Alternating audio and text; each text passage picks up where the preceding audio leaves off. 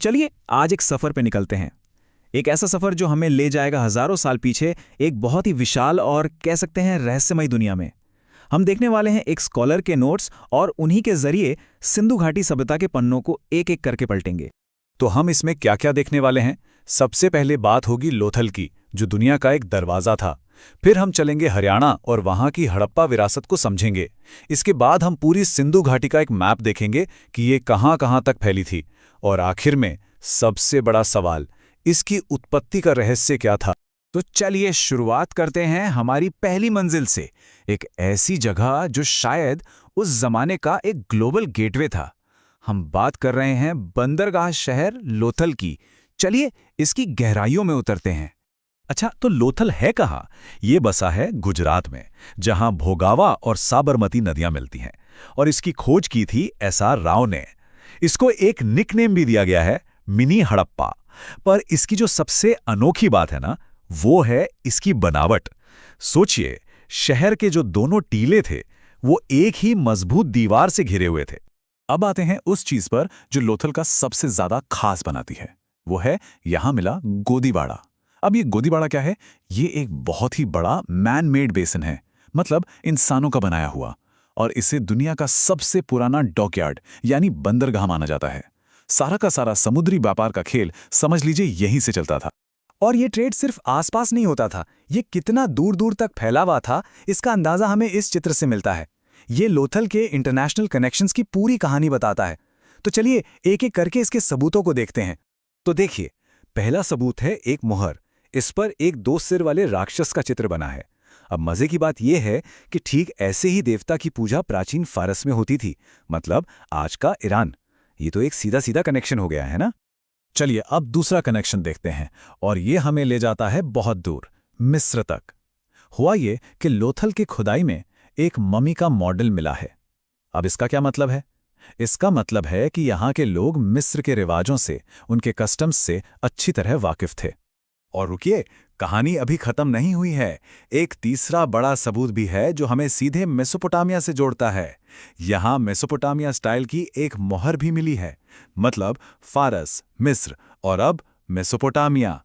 ये उस दौर की एक और महान सभ्यता के साथ व्यापार का पक्का सबूत है। तो लोथल की कहानी वाकई कमाल की है ना? लेकिन अब वक्त आ गया है कि हम थोड़ा उत्तर की तरफ चलें। चलिए अब ये देखते हैं कि हरियाणा के मैदानों में हड़प्पा सभ्यता की कैसी कैसी विरासत छिपी हुई है। तो हरियाणा में जो चीजें मिली हैं ना, वो हमें उस दौर की डेली लाइफ की एक झलक देती हैं। जैसे कि आटा पीसने की चक्की मिली है, जानवरों की हड्डियों से बने टूल्स मिले हैं, और तो और बड़ी तादाद में तांबे के हुक्बे मिले हैं।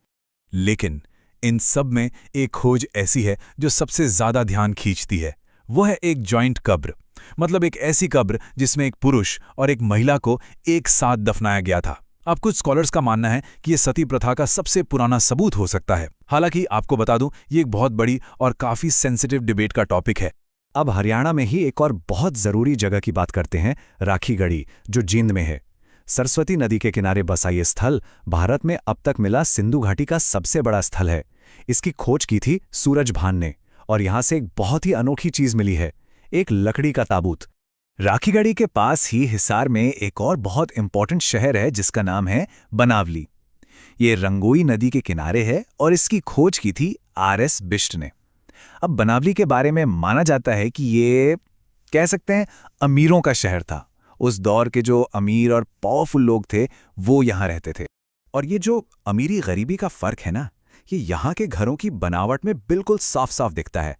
मतलब एक तरफ तो थे बड़े शानदार मकान जिनमें अच्छी क्वालिटी का कंस्ट्रक्शन था, यहाँ तक कि वॉश बेसिन जैसी चीजें भी थीं, और वहीं दूसरी तरफ थे आम लोगों के घर जो बिल्कुल साधारण थे और उनमें ऐसी कोई सुविधा नहीं थी। तो अभी तक हमने कुछ खास शहरों को बहुत करीब से देखा है ना। अब चलिए थोड़ा जूम आउट करते हैं। अब हम एक नक्शे पर समझेंगे कि यह सभ्यता असल में कितनी विशाल थी, कहां-कहां तक फैली हुई थी।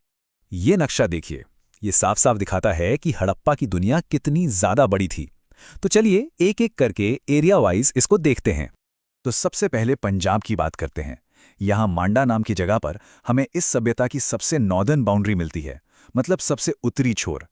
इसके अलावा रोपड़, बारा, ढेर माजरा और संगोल जैसे कई इंपॉर्टेंट साइट्स भी यहीं हैं। और हाँ, रोपड़ में एक बहुत ही अजीब चीज मिली। एक इंसान के साथ एक कुत्ते को दफनाया गया था। अब ये खोज इतनी दिलचस्प क्यों है?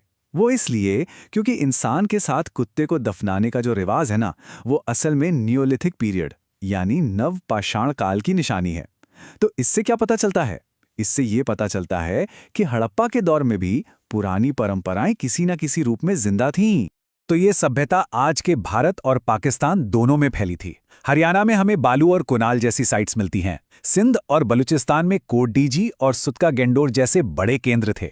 लेकिन सबसे ज्यादा साइट्स मिली हैं गुजरात में, जहां सुरकोददा में तो घोड़े और मृग की हड्डियां तक मिली। और इसका फैलाव देखिए, दक्षिण में महाराष्ट्र के दैमाबाद से लेकर पूरब में उत्तर प्रदेश के आलमगीरपुर तक था। कितना विशाल था ये। ठीक है, तो हमने ये समझ लिया कि ये सभ्यता क्या थी और ये कहां-कहां तक फैली हुई थी। लेकिन अब हम पहुंचते हैं उस सबसे बड़े, सबसे बुनियादी सवाल पर जो इन नोट्स में भी उठाया गया है। क्या आखिर इसकी शुरुआत हुई कैसे थी? मतलब इतने बड़े, इतने वेल प्लान्ड शहर ये बने कैसे? ये लोग आए कहां से? इस सवाल पर स्कॉलर्स के बीच अलग-अलग राय है, लेकिन मोटे तौर पर हम उन्हें दो मेन थ्योरीज में बांट सकते हैं।